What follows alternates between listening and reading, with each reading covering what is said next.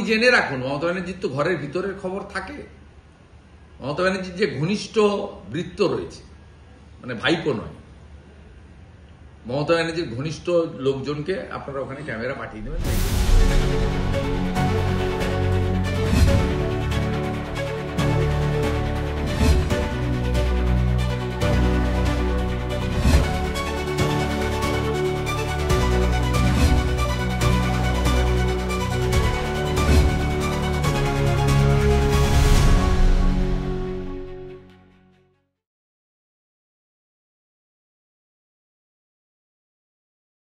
মুসলিম vote এবার বিজেপির পক্ষে গেছে। এই যে একটা প্রচার যে মুসলিমরা বিজেপিকে ভোট দেয় না, বিহারের নির্বাচন কি সে কথা বলছে? দেখুন, এক্ষুনি কেন্দ্র ওয়াইজ অ্যানালাইসিস তো পাইনি, তবে মুসলিম অধ্যুষিত আসনগুলোতে বিজেপি বা জেডিইউ জিতেছে অনেকগুলো জায়গায়, এটুকু দেখলাম। কারণ সীমাঞ্চল এলাকাতে মুসলিম বেশি, যেটা পশ্চিমবঙ্গের বর্ডার, কাটিহার, পূর্ণিয়া, কিষানগঞ্জ, আরারিয়া, এই জোনটাতেই বেশিরভাগ মুসলিম অধ্যুষিত এলাকা। এখানে হয়তো কিছু জন দিয়েছে, বিহারের নেতারা ভালো বলতে পারবেন, আমি বলতে পারবো না। কিন্তু আমি যেটুকু চিনি জানি, যেহেতু উত্তর দিনাজপুর, মালদাতে আমি বহুবার গেছি, কাজ করেছি। বিহারের কিষানগঞ্জের উপর দিয়েই আমাদের ইসলামপুর বা শিলিগুড়ি যেতে হয়, বাই রোড যেতে গেলে। তা ওখানে কানকি টানকি এসব জায়গাতে আমার উঠা বসা যাতায়াত আছে। তাছাড়াও 70-80 লক্ষ বিহারে থাকা মানুষের আত্মীয় স্বজন এখানে আছে। এরা আগে থেকেই বলছিল যে ওখানে ল্যান্ডস্লাইড ভিক্টরি হবে, 160, 70, 80 হয়ে যাবে। 160-এর উপরে সবাই, অমিত শাহজি নিজেও বলেছেন। এ তো যা রেজাল্ট আসছে, এ তো ঝড়টর নয়, সুনামি। এবং 3/4 মেজরিটিতে জিতেছে। এবারে সামাজিক বিন্যাস বা এইসব মুসলিম ভোট পাওয়া গেছে কিনা আমি বলবো না, আমার কাছে ডাটা নেই। কিন্তু রাষ্ট্রবাদীদের ভোটের পোলারাইজেশন হয়েছে, সে রাষ্ট্রবাদীদের মধ্যেও যারা বন্দে মাতরম বলেন, ভারত মাতা কি জয় বলেন, এমন মুসলিম থাকতে পারে। সবাই তো আর বন্দে মাতরমে আপত্তি করেন না। আর বন্দে মাতরমে যাদের আপত্তি আছে, ভারত মাতা কি জয় বলতে যারা আপত্তি আছে, আমার এই পিকচার দেখে মনে হয়েছে তারা এমআইএম এর উপর আস্থা রেখেছেন। সেই কারণে কংগ্রেসের থেকেও এমআইএম একটি ছোট পার্টি, তারা কিন্তু ওখানে এখনো অব্দি বেটার পারফরমেন্স করছেন। 3টে আসনে যেখানে কংগ্রেস জিতেছে বা এগিয়ে আছে, সেক্ষেত্রে এমআইএম 5টা আসনে এগিয়ে আছে বা জিতেছে। আর বন্দে মাতরম, ভারত মাতা কি জয় যারা বলেন, আমি তাদের রাষ্ট্রবাদী বলে মনে করি। তারা হয়তো ভোট দিয়ে থাকেন, কেস টু কেস দেখতে হবে। তো অপোজিট দিকে গ্রেটার সনাতনী ঐক্য হয়েছে ওখানে, বিশেষ করে মঙ্গল পাণ্ডের আসন সহ, সিয়ান সহ আমি বেশ কয়েকটা আসন দেখলাম, যেখানে আমাদের এই যে বাঁটেঙ্গে তো কাটেঙ্গে, এক রেহেগে তো সেফ রেহেগে, এটা জাতপাত ভাষার ঊর্ধ্বে উঠে সবাই একজোট হয়েছেন। এসসি, এসটি, ওবিসি, ইবিসি, এমনকি আমার সঙ্গে মোহন যাদবজির কথা হচ্ছিল, মধ্যপ্রদেশের মুখ্যমন্ত্রী, তিনিও প্রচারে যাদব অধ্যুষিত এলাকাগুলো এবং অন্য জায়গায় ঘুরেছেন। যাদবদের মধ্যেও, যেটা বরাবরই উত্তরপ্রদেশে অখিলেশ বা বিহারে দাবি করেন, তাদের মধ্যেও একটা বড় অংশ এবারে নরেন্দ্র মোদীজি, নীতিশ কুমারজির উপর আস্থা রেখেছেন। এবং রামকৃপাল যাদবের জয়, এটা আমাদের কাছে অত্যন্ত আশার আলো। তাই বাঁট না মাত, বাটেঙ্গে তো কাটেঙ্গে, এই স্লোগান নরেন্দ্র মোদীজি, নীতিশ কুমারজি, অমিত শাহজি, যোগী আদিত্যনাথজি, এদের অনেকটাই বিহারে কাজ করেছে। প্রশান্ত কিশোর কোনো ফ্যাক্টর হলো না, হতে পারে না। একটা ফেরেববাজদের কোম্পানি, চিটিংবাজি করে বেরিয়ে গেছে। এখন উনি সরাসরি ওই কোম্পানিতে নেই, আরেকটা এখানে ব্রোকার আছে, প্রতীক জয়ী। এর অবস্থাও 26 সালে একই জিনিস। সেটা যে পশ্চিমবঙ্গে কতটা প্রভাব পড়বে, বিহারের রেজাল্ট পশ্চিমবঙ্গে কতটা প্রভাব পড়বে? দেখুন, দুটো জিনিস আপনাকে মাথায় রাখতে হবে। এক তো সামগ্রিকভাবে যারা তৃণমূলকে সরাতে চায় তারা খুব উৎসাহিত। আর মমতা ব্যানার্জি তার লোকেদের দিয়ে যতই কংগ্রেসকে অ্যাটাক করুক না কেন, বিহারে মূল মহাগঠবন্ধন বা যাই বলুন, এখন কি আছে জানি না, ঘণ্টবর্ধন, তা এখন তার প্রধান শরিক হচ্ছেন, বড়দা হচ্ছেন আরজেডি, লালু প্রসাদ যাদব, তেজস্বী যাদব, রাবড়ি যাদব ইত্যাদি ইত্যাদি। তাদের সঙ্গে মমতা ব্যানার্জির পারিবারিক সম্পর্ক। এই হার শুধু আরজেডির হার নয়, এটা মমতা ব্যানার্জির ব্যক্তিগত হার। কংগ্রেস তো 61টাতে লড়েছে, কংগ্রেসের তো করুণ অবস্থা। রাহুল গান্ধী এখন অব্দি 95 বার হারলেন মোট তার নেতৃত্বে।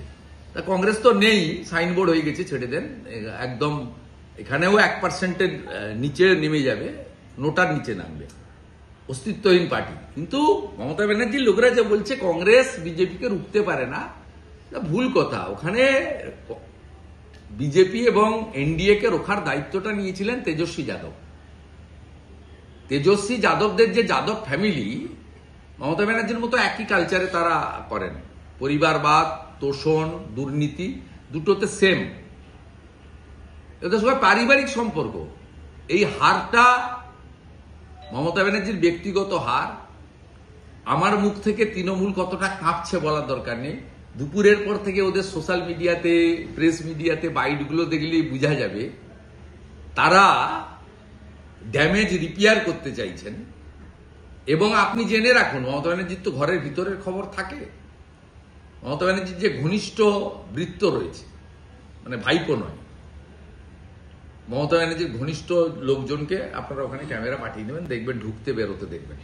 সন্ধ্যাবেলা তিনি এটা নিয়ে সলা পরামর্শ করবেন, শোক সভা করবেন, শোক দিবস উদযাপন করবেন, ইত্যাদি ইত্যাদি করবেন।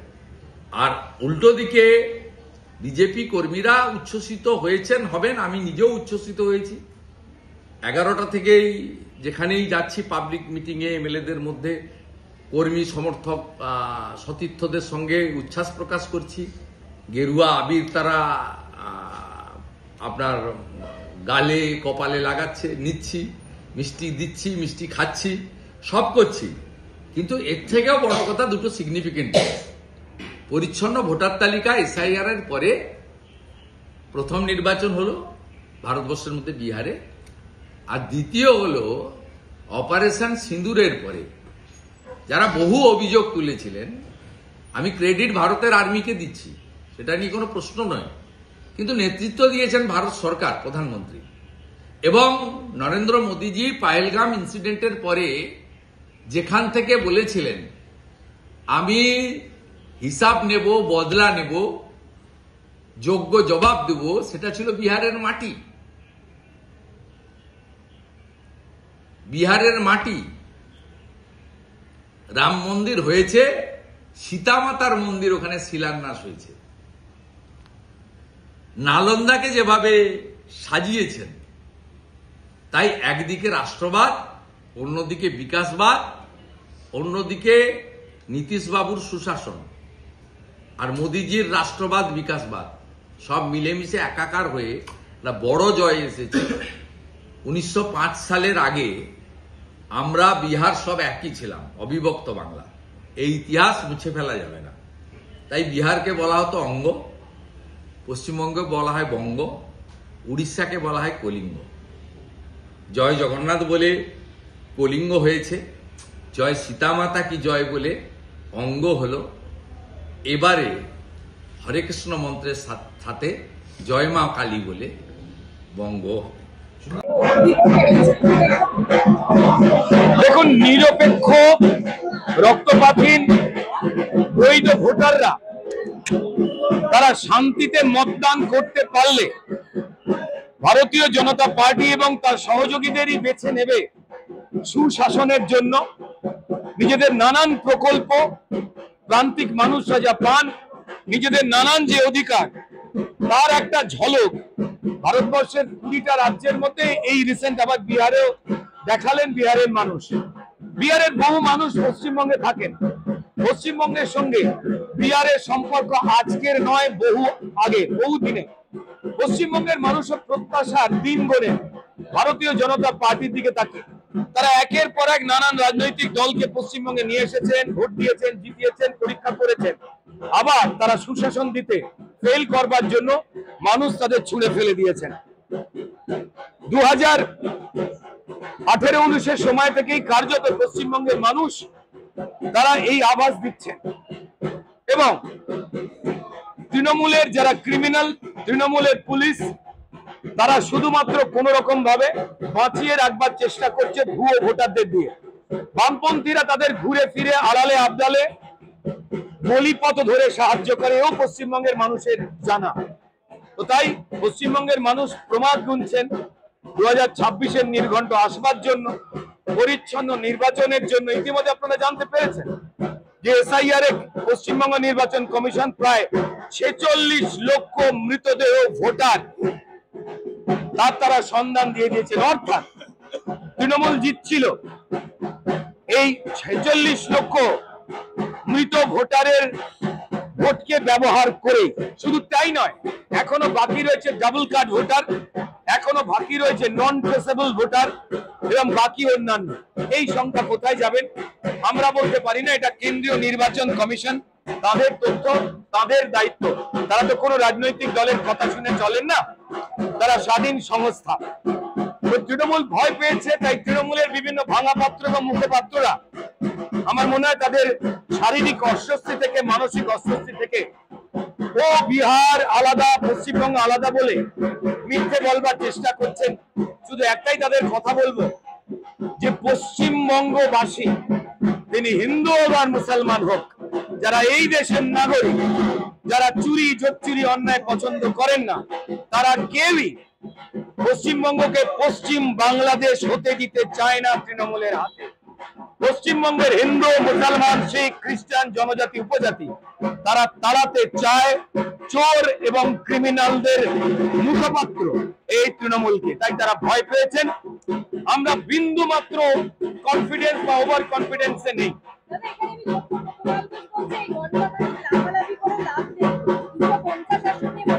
কে লাফালাফি করেছে? আপনাকে দেখে মনে হচ্ছে আমি লাফাচ্ছি। বিড়িং বিড়িং করে লাফায় কারা? তৃণমূলের কিছু মূর্খরা। কুণাল বাবু সাংবাদিক ছিলেন, দুর্ভাগ্যজনক ভাবে যে দলের হয়ে ওকালতি করেন তাদেরই নিয়ম নীতি হচ্ছে তিড়িং বিড়িং করো, লাফাও, মিথ্যে কথাবার্তা বলো। এই কুণাল ঘোষ বলেছিলেন না মমতা বন্দ্যোপাধ্যায়কে জেলে পোড়া হোক, সারদায় মানুষের সর্বনাশ করেছে, আমার পাশে জেলে পুড়ে দিন, বলেননি? এই কুণাল ঘোষ বলেননি যে সারদার বেনিফিশিয়ারি মানে টাকা পয়সার মালিকানার মমতা বন্দ্যোপাধ্যায়?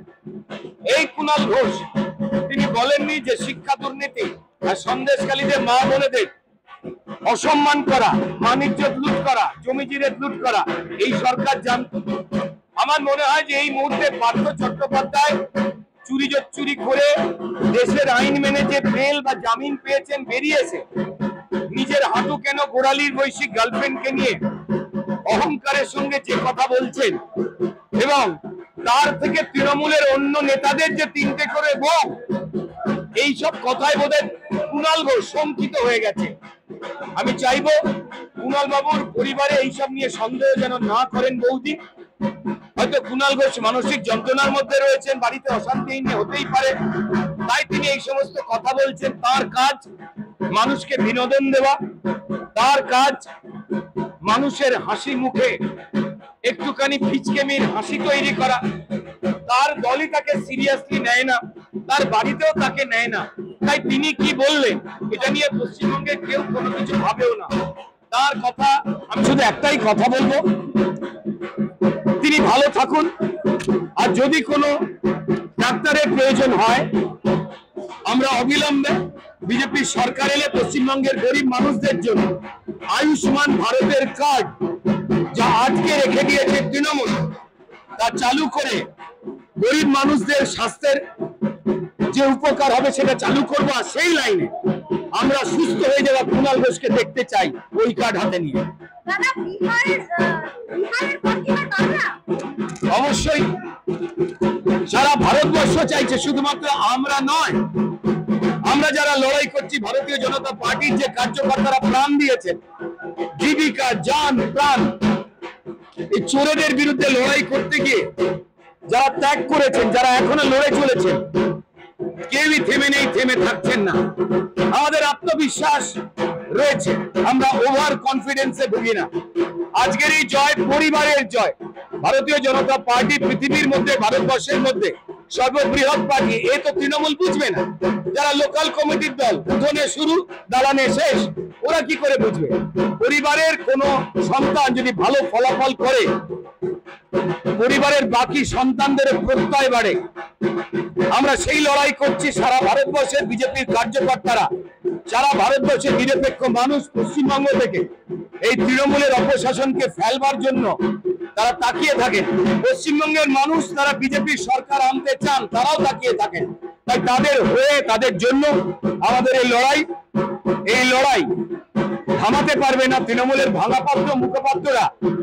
কি সব কথা বললো, তা দিয়ে পশ্চিমবঙ্গের মানুষেরই কিছু আসে যায় না। এইসব লোকের কথা তাদের দলের লোকেরাই পাত্তা দেয় না, আমরা এসব নিয়ে ভাববো কেন? আমার পার্টি হইবে না, বাংলা বিহার হইবে না বলছেন দেবাংশু ভট্টাচার্য, কি বলবেন? ভালো ছেলে, কুণাল ঘোষের সঙ্গে মেশার পর থেকে ওর একটা সমস্যা এসেছে। এই ধরনের অসুখ আমাদের পাড়ার বিভিন্ন ছেলেদেরও হয়েছিল, ওষুধ খেলে সেরে যায়, দেখবেন ওরও সেরে গেছে।